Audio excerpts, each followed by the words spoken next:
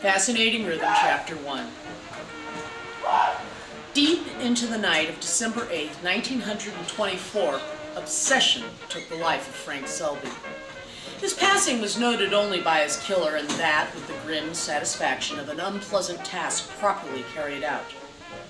Leaving Selby on the floor of his Murray Hill apartment, the killer stepped out into the city's bright lights and hid.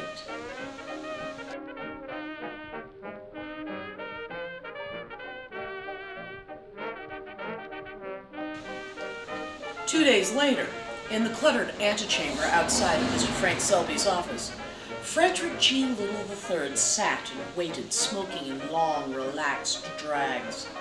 Seated on a battered dark leather sofa across from a series of filing cabinets, he was the picture of patience. The firm was in quite a tizzy because it quickly became evident that Mr. Selby's accidents had been no accident, which perhaps explained the receptionist's behavior when he'd asked for Mr. Briscoe. As he waited and spoke, the rumors cascaded in through the open door and largely centered on Mr. Selby and you-know-who. It seemed that everyone knew that the unnamed young woman certainly did not mind working late, and that she was covering up for him. Of course, everyone knew how Mr. Selby was, so naturally that was why she killed him. Although why Mr. Selby would take up with someone so full of herself was anyone's guess. Freddie had a fair idea of who you-know-who was, or at least of her position at the publishers. He knew exactly when she approached the office. As the voices stilled, he snuffed a cigarette in the ashtray next to the battered leather sofa and put the cigarette holder in his suit coat. Kathy, fresh from a very uncomfortable meeting with the head of the firm, was surprised to find she had a guest. She wasn't sure if her jangled nerves were ready for dilettante millionaires, assuming the gentleman on the sofa was indeed the named author of the old money story. She'd seen Mr. Little's picture time and again in the Sunday rotogravure of the Times. In the flesh, what little there was of it, he seemed calmer and more dignified than the roué one saw, and certainly taller. He had the figure of Abraham Lincoln with contented gaiety, replacing the haunted look of the former president. A crisply tailored, dark gray three-piece suit covered the long limbs and body that rested on the couch. The strawberry blonde hair, neatly parted down the middle and slicked down, had seemed darker in the rotogravure too.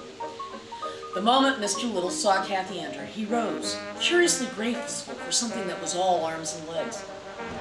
"May I help you?" Kathy asked as she came around to her side of the desk. "I'm Freddie Little. I'm looking for Mr. Briscoe," he said. "Oh," Kathy forced a smile, wondering what she should do. "I got his letter yesterday. It was wonderful, but I've got a great many questions, and I'd like to talk to him at his early convenience." "Oh," Kathy sighed. She did not need this. Authors were supposed to stay away from the office, or at least only talk to the senior editor. Why, of all days, did this fellow not only have to come in, but ask for her and not Mr. Selby? Freddie looked at her with a worried frown. "Very well, could you tell Mr. Briscoe?" The phone on Kathy's desk rang, and she lunged for it, grabbing the candlestick base and putting the mouthpiece to her face even before getting the separate earpiece to her ear. "Mr. Selby's office," she said quickly. She smiled briefly at Mr. Little, then turned her back to attend to the call. "This is Miss Briscoe." "This is Trimble. I just heard about Selby dying. Have his replacement call me back." Mr. Trimble hung up. Her heart in her throat. Kathy turned around. Mr. Little was still on his feet. His grin was a little smug, but delight danced in his green eyes. Kathy hung up the phone and put it back on her desk on the corner next to the overflowing desk tray. "Well, that solves one little mystery," Mr. Little said. "You are Kate Briscoe." Kathy winced at the mispronunciation. "It's Briscoe with the long O, and obviously it's not Mr. You, however, were not supposed to know that." "Why ever not?" Freddie paused. "Oh, is Mr. Hillcroft afraid I might object to a woman as an editorial assistant?" Kathy smiled weakly. "I'm not sure how much I should tell you. I was given orders, you understand. But I suppose I can at least reassure you that your book is being handled by the same person who was handling it before the accident." Freddie's face fell. "Not you?" Kathy glared at the coat tree on the opposite wall by the door. suddenly wishing she hadn't said so much. Outside her antechamber, clocks all over the main office were chiming the end of the workday. Chatter replaced the clatter of office machines. Yes, I did.